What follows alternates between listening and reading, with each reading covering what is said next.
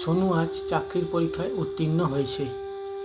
দুপুরে খবরটা শোনার পর থেকে শুভেচ্ছা ও অভিনন্দনে ভরে গেছে চারপাশ। বাবা ও মায়ের মুখেও রয়েছে এক প্রশান্তের হাসি। অনেক দিন পর বাড়িতে আনন্দের মেজাজ। সোনুর বাবা মা সকলকে গর্ব করে বলছে, আমার ছেলে শিক্ষক হয়ে মান রেখেছে আমাদের। তারপর রাত তখন অনেক।